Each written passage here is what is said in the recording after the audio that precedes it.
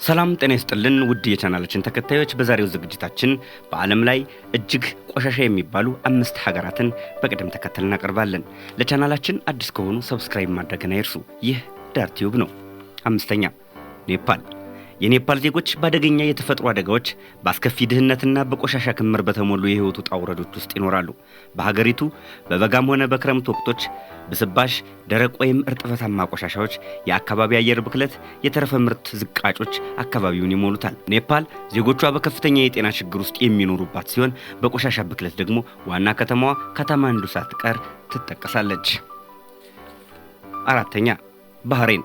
በምዕራብ እስያ የምትገኘው ባህሬን ዜጎቿ በተበከለ አየርና ቆሻሻ ስፍራዎች ውስጥ ይኖሩበታል። የሀገሪቱ ቆሻሻን የመሰብሰብ የማስወገድ ወይም መልሶ የመጠቀም ባህል እጅግ ዝቅተኛ ነው። በተለይ በሀገሪቱ የሚከሰቱ ተፈጥሯዊ የአቧራ ብናኝ ከፍተኛ ብክለትን ያደርሳሉ። ዜጎቿ አቧራ በተሞሉ ስፍራዎች ስለሚኖሩ ለመተንፈሻ አካል ችግር ብዙ ጊዜ ይዳረጋሉ። 3ኛ ህንድ። የዓለም የህዝብ ብዛት ደረጃን ከቻይና የተረከበችው ህንድ በቆሻሻ ሳቢያ ስሟ በመጥፎ ይነሳል። የህንድ ዜጎች በቆሻሻ በተሞሉና በተፋፈጉ ስፍራዎች ውስጥ ይኖራሉ። አስገራሚው ነገር በህንድ ዋና ከተማና የንግድ ከተሞች የሆኑት ዴልሂና ሙምባይ በቆሻሻ ክምር መሞላታቸው ነው። እስከ 1.4 ቢሊዮን ህዝብ ያላት ህንድ በኢንዱስትሪ ዝቃጮች፣ በመኪኖች ጭስና በሚቃጠሉ ተረፈ ምርቶች አበሳዋን እያየች ነው። በሀገሪቱ ንጹህ አየርን የማጣት ችግርም በርካታ ዜጎችን ለወረርሽኝ፣ ለሳምባ ህመም፣ ለልብ ድካምና ለኢንፍሉዌንዛ እያጋለጠ ነው። ይህ የቆሻሻ ክምችት የሀገሪቱን የህዝብ ጤና አጠባበቅ ስርዓትን አደጋ ውስጥ ከቶታል። 2ኛ ፓኪስታን። እስላማዊ አስተዳደርን የሚከተለው የፓኪስታን መንግስት በሴቶች የመብት ጥሰት ይወቀሳል። ፓኪስታንን ስሟን በመጥፎ የሚያስጠራው ዋነኛ ጉዳይ ደግሞ ቆሻሻ ነው።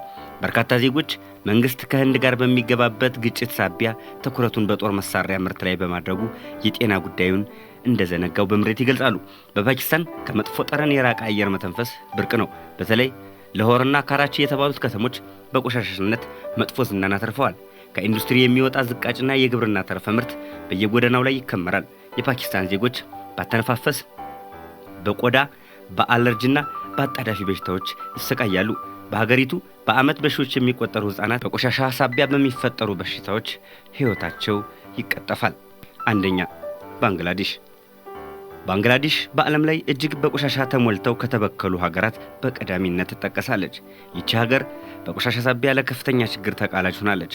ሀገሪቱ በቆሻሻ ሳቢያ አስቀያሚ ገጽታን ተላብሳለች። ብዙዎቹ የቆሻሻ መወለጃ ሀገር እያሉ ይጠሯታል። በሀገሪቱ አብዛኛው ከተማም ሆነ ገጠር ስፍራዎች በቆሻሻ የተሞሉ፣ በመኪና ጭሶች የታፈኑ፣ በዝቃጭ በተረፈ ምርትና ተቃጥለው ባላለቁ ቁርጥራጭ ቆሻሻዎች የተሞሉ ናቸው። የዓለም የጤና ድርጅት በቆሻሻ ሳቢያ ከፍተኛ የጤና ችግር ካጋጠማቸው ሀገራት ባንግላዴሽን በቀዳሚነት ይጠቅሳል። የባንግላዴሽ መንገዶች በተለይ በክረምት ወራት በከባድ መጥፎ ጠረን ይሞላሉ። ህዝቡ ባተነፋፈስ ችግር፣ የልብና የሳምባ ህመም፣ የህፃናት ሞት ተስፋፍቷል። የባንግላዴሽ ህዝቦች ንጹህ ባልሆነ አየር ውስጥ በመኖራቸው ሳቢያ በአማካኝ በህይወት የመቆየት እድሜያቸው እያጠረ ነው። የዛሬውን በዚህ አጠናቀቅን። በቀጣይ እኒህንና መሰል ዝግጅቶች እንዲደርሷችሁ ቻናላችን ሰብስክራይብ በማድረግ ቤተሰብ ይሁኑ። ሰላማችሁ ይብዛ።